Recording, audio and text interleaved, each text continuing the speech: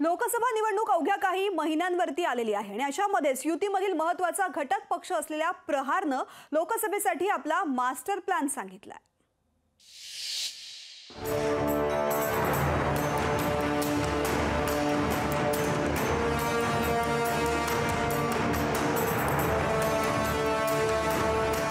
प्रहार जनशक्ती पक्षाचे संस्थापक अध्यक्ष आमदार बच्चू कडू यांनी लोकसभा आणि विधानसभा निवडणुकीत आम्ही राज्यात काही ठिकाणी प्रहार जनशक्ती पक्षाच्या वतीने जागा लढवू असं काही दिवसांपूर्वी जाहीर केलं होतं। त्यासोबतच अमरावती लोकसभेच्या जागेसाठी आपला दावाही ठोकला होता। मात्र आज बच्चू कडू यांनी थेट खासदार नवनीत राणा यांनी आमच्या प्रहार पक्षाकडून लढावं किंवा महायुतीकडून ती जागा आम्हाला सोडावी असं आव्हानच दिलंय।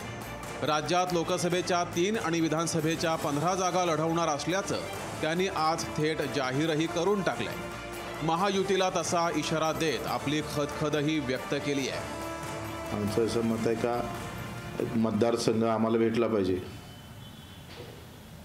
आमची मागणी आहे।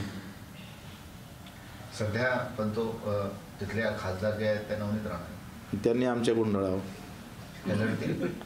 तो त्यांचा प्रश्न नाही, तो मतदारसंघ आम्हाला द्या। तुम्ही ऑफर देताय, काय हरकत आहे? बच्चू कडूंच्या आव्हानाला राणा दाम्पत्यांनीही जोरदार प्रत्युत्तर दिलंय।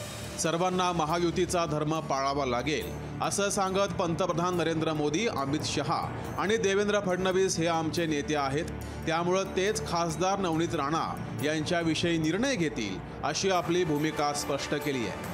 शिवाय बच्चू कडूंनी लोकसभेला मदत केली तरच त्यांना विधानसभेला मदत करू आणि जर कोणी वाकडं चालण्याचं काम केलं तर त्याला सरळ करण्याचं काम करू असा इशारा सुद्धा आमदार रवी राणांनी दिलाय। एखादा घटक जर कुठे वाकडा चालत आहे त्याला सरळ करण्याचं सुद्धा यंत्रणा ह्या विधानसभेमध्ये आम्ही दाखवू, कारण प्रत्येकाला इलेक्शन लढावं लागते, प्रत्येकाला एकामेकाचं सहकार्य घ्यावं लागते आणि नक्कीच बच्चू कडू साहेबांनी ज्या सहकार्याची भूमिका पुढे घेतलेली आहे तर मला असं वाटतं ते आघाडीचं पूर्ण पालन करून ते नवनीत राणाला पाठिंबा देतील। 2009 मध्ये अमरावती अनुसूचित जातींसाठी राखीव झाला। शिवसेना भाजप युतीमध्ये आनंद अडसूळ हे खासदार निवडून आले। 2014लाही पुन्हा अडसूळांनी नवनीत राणांना पराभवाची धूळ चारली। मात्र 2019ला राणांनी कमबॅक करत खासदारकी मिळवली। नवनीत राणांनी भाजपाला पाठिंबा दिला। त्यानंतर कडूही शिंदेंसोबत महायुतीत आले। भाजपाचे प्रदेशाध्यक्ष चंद्रशेखर बावनकुळे यांनी सुद्धा खासदार नवनीत राणा यांनी कमळाच्या चिन्हावर लढावा अशी इच्छा व्यक्त केली होती।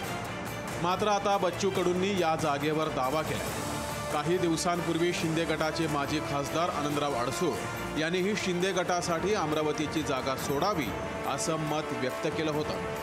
त्यामुळे अमरावती मतदारसंघात महायुतीतच एका मॅनात 3 तलवारी असं चित्र निर्माण झालंय। काही दिवसांपूर्वी बच्चू कडू आणि राष्ट्रवादी काँग्रेसचे अध्यक्ष शरद पवार यांची भेट झाली होती, त्यामुळे अनेकांच्या भुवया सुद्धा उंचावल्या होत्या। त्यामुळे आजच्या बच्चू कडूंच्या मागणीचा संबंध पवारांच्या भेटीशी आहे का असा प्रश्नही राजकीय वर्तुळात उपस्थित केला जातोय। सूरज दहाट, लोकशाही मराठी, अमरावती।